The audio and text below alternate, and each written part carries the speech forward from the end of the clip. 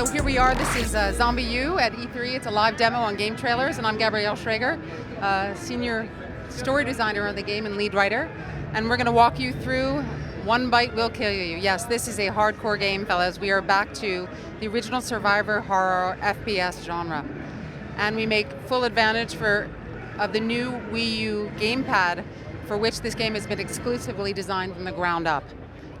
We use it to scan our environment. It's basically what in survivalist terms we call our bug out bag. Everything you need to survive for as long as possible in this game. And the question is, how long will you survive? You can see that it's your inventory, an environmental scanner, you need to loot, supplies are few and far between, and in this game you will die. We play generic survivors, about as clueless as you and me, and there's no real inherent predisposition for surviving a zombie apocalypse. It's the player's skills, his intelligence, and how well he's prepared that will get him to survive as long as possible. And when you die, you will turn into a zombie, and then you'll have to go and mercy kill your former survivor in order to loot all of the equipment that you have just lost a life for.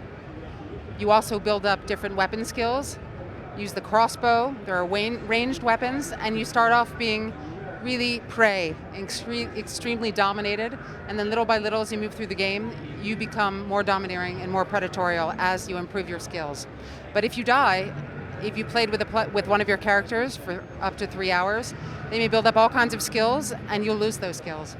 So you can go back and loot your gear, but you'll have to start all over again, right back where the original survivor was when the shit hit the fan. The game takes place in London in 2012, and this is the last great plague, but it was foretold. England's Nostradamus, his name is Dr. D. That's John Dee, for those who have ever heard of this fellow.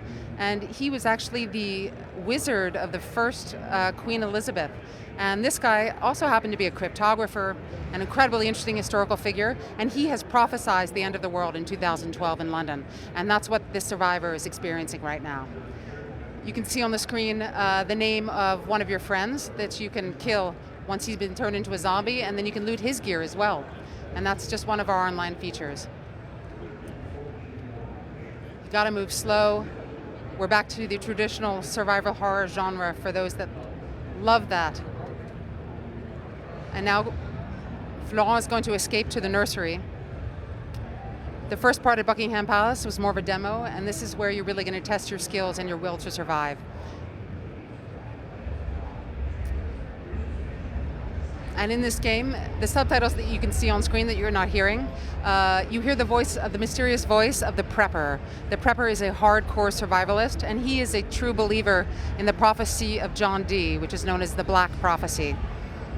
And this guy is going to help mentor you and basically be your lifeline and give you a reason to live because you're all alone out there.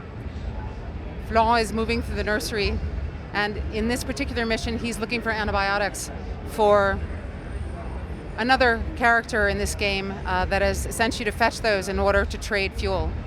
That's one of the few scary moments in this game, and there are a lot of them. And what's incredibly interesting about it is that when you come back as a player, there is persistence in the maps, and you won't get the same feel at all. In other words, if you come into a place, there might be a few zombies, and when you come back, it might be completely filled up with a horde of them. So you want to loot, make sure you're prepared, use your inventory, use your backpack, another exclusive use of the Wii pad.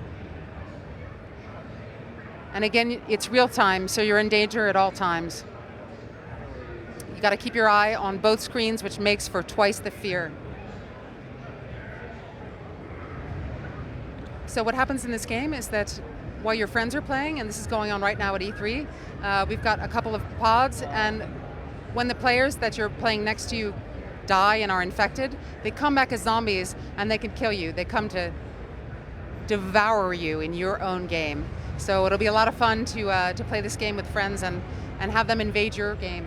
And then you can kill them and loot all of their gear. And I'm sure that they will want to get revenge after that.